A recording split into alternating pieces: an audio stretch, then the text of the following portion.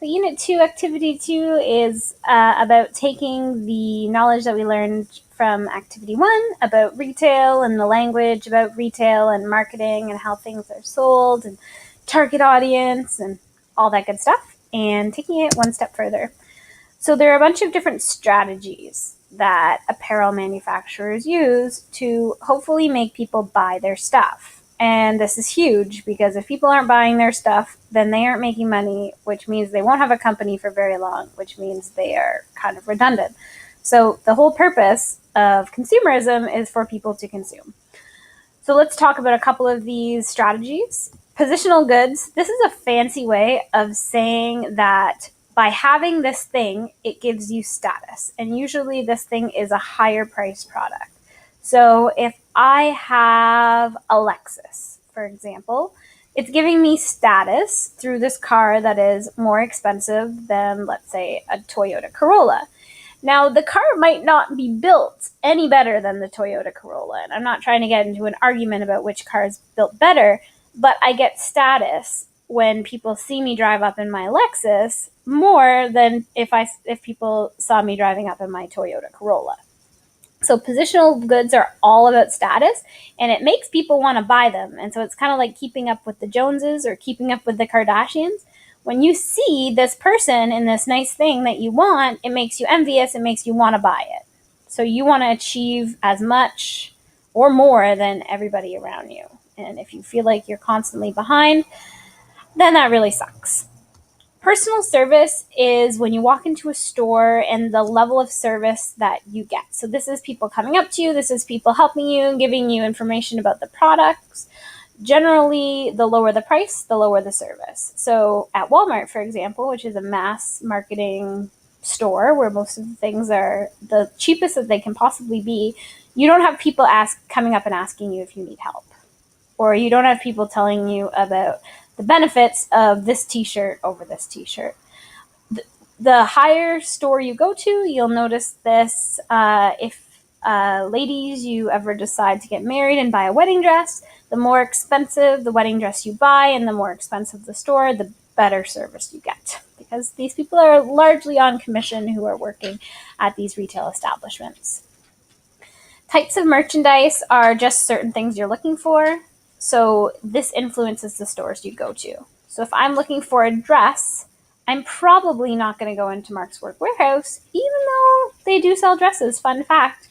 I'm probably going to go to Le Chateau, or I'm going to go to Old Navy if I want like a $20 dress, or maybe Reitman's or Ricky's, I don't know. I would go into certain stores that carry dresses, and I'd be less likely to go into other stores. I definitely wouldn't be going into Staples to get a dress. So this influences where I go. Advertising, we talked about this last time. Sometimes you pick a store based on advertising, especially if you listen to the radio. Sometimes you might hear a catchy jingle, or you might hear a bit of sale or a rewards program that you want to get in on, and that would influence what store you go to. The last thing I wanted to just mention is the difference between fashion conscious and money conscious. This is a sliding scale, of course. Everyone is not totally one or totally the other. Fashion conscious people are worried about being trendsetters and being fashionable, whereas money conscious people are worried about having money to do the things that they want to do. And so if you want to buy everything, then you've got to either be a millionaire or you can't be very money conscious and you'll probably get into debt, or vice versa. Financial literacy is something that stems from this. And the important thing that I want you to know is that as an adult, you need to be able to make appropriate decisions when you manage your finances. And someday you are going to be cut loose and you're going to need to manage your finances on your own. And the amount of debt that Canadians have right now is some of the highest that we've ever had. So financial literacy isn't something that we are so good at learning on our own. In terms of fashion, this is knowing what you already have. So like writing it down, putting it in your purse or your bag. So you know, oh, I already have 2 pairs of black jeans. I do not need another pair of black jeans. This could also be a capsule wardrobe. So a capsule wardrobe is having X amount of garments and having them work together so you can have less clothes. Comparison shopping is also a good fashion tip when you are trying to keep your finances in check. This is going to multiple stores before you make a purchase. So let's say I'm in the market for a new pair of jeans. I'm going to go to 3 or 4 stores, try them on, see which ones I like, see how much they are, and then try and buy the best pair of jeans for the money that I want to spend. That brings us to just trying on clothes. So often people will buy clothes and then realize that it looks hideous on them, but it looks great on the mannequin, or it doesn't fit in the right places. And so just trying on clothes is a good way to make sure that the clothes that you buy are right for you. Other things that you can do is sewing or fixing your own clothes rather than just throwing them out the first rip that they have. Basic YouTube tutorials will show you how to do a lot of fixes, and you can make those clothes live a little longer. You can also check the quality of construction on the hanger before you buy. So you can look for any areas where there might be tears or pulls, and obviously not buy those clothes because they are going to wear out faster.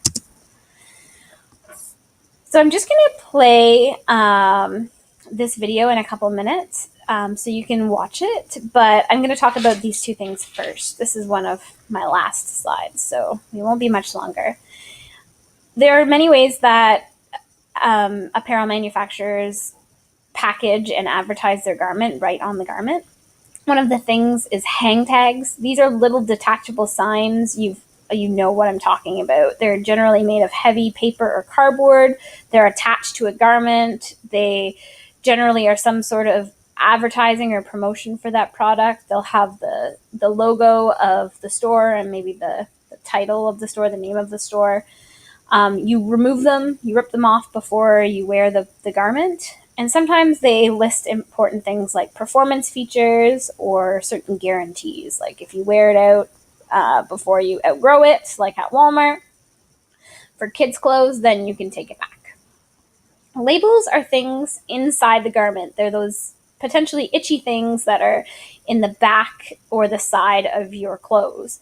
And these are permanently attached unless you get out your seam ripper or get out your scissors to get rid of them. And the purpose of the labels is to give specific information. It's not an advertisement. It's letting you know about the fiber content, where the garment was made, how to care for it, and who the manufacturer is. And depending on how it's sewn into the clothes, it can be written on both sides if there's a lot of information that needs to be given to you. Last is the packaging. This is the cover or the wrapping in which the merchandise is placed after you buy it. Sometimes there's additional printed material like a little brochure loose inside the bag to give you more information. Here's an unboxing video for a Louis Vuitton wallet. So I'm just going to play a couple seconds of that so you can see what the packaging is like there.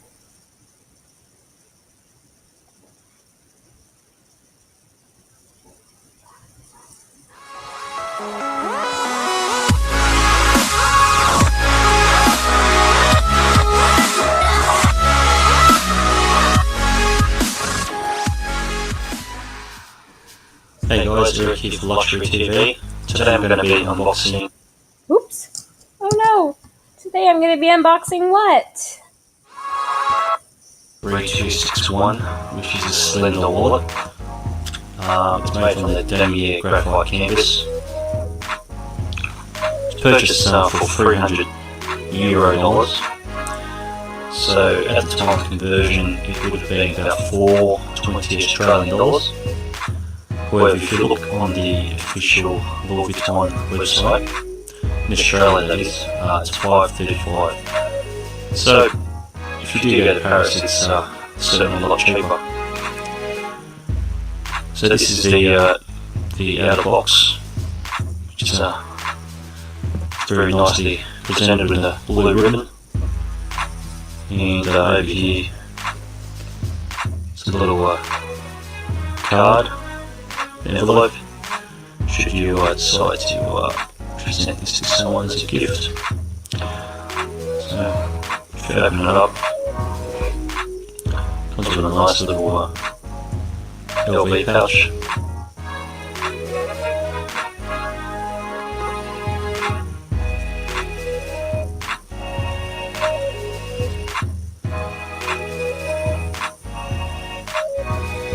So it's very simple, slim and compact. So you can watch the rest of that if you want. Unboxing videos are super fun.